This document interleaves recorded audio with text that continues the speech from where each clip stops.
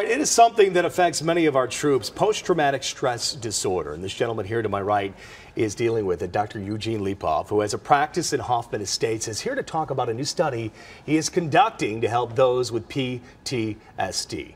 Thank you so much for being here. This is obviously a topic that affects so many of the people out there, not just the vets doctors, but the vets families as well. Thanks for having me over. We appreciate you being here. Tell us a little bit what you're trying to do in this study. What we're trying to do, the study we're talking about, is we're trying to get Illinois veterans, either active duty personnel or veterans with PTSD, and to treat them using a technique that I modified for this condition. And we're also trying to study some of the biological markers associated with PTSD to further understand the biology of it. Do you think that some soldiers, sailors, or Marines have a genetic predisposition to be inclined to this kind of a thing, or is it something that just affects everybody across the board? I think there is probably a genetic component. Nobody quite knows that. I think the part I'm interested in is the ones which already have it, who will respond and who will not.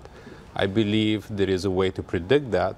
I have talked to DARPA about that, the big agency, but they were not quite interested in that factor yet. Tell me a little bit, paint a picture for me. What is the case for the vets who are returning? They come home, they just don't know how to deal or readjust to society, but I want to hear how you would describe it. Well, I can give you, how about if I give you one example of a soldier I treated from Peoria. He was a special ops guy out in Iraq. He was shot down twice, knocked out, very common, TBI. And then he was patrolling the streets, and he had to shoot a child laden with explosive. The child exploded, he got severe PTSD. He came home, he was married. He came close to killing his wife twice by strangling her. He was taking a lot of medication, he was out of it.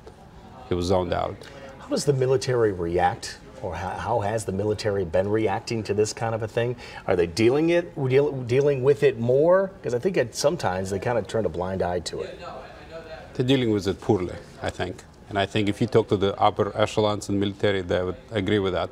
The medications that have been given have been very ineffective, highly sedating, with severe side effects. Just to numb you up, huh? Trying to make you forget about it? Make you a chemical zombie. Yeah, yeah. And is it not going to get any better anytime soon? Unless something changes, no, it's going to get much worse. As the drawdown process continues, as you get the soldiers out from the comfort zone, bring them back, there will be suicides, homicides, massive problems. Do you think a soldier in that kind of condition can return to a so-called state of normalcy?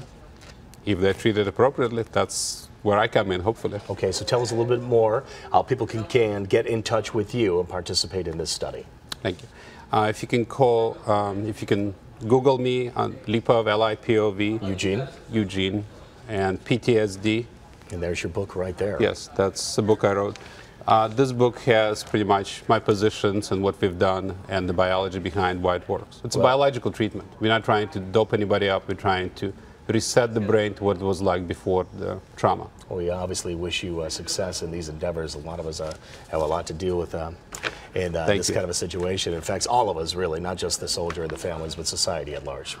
Most common PTSD are women who were raped. 20 million like that are in the United States. Okay, Dr. Lipov, thank you so much for your time. Thank you. Take care.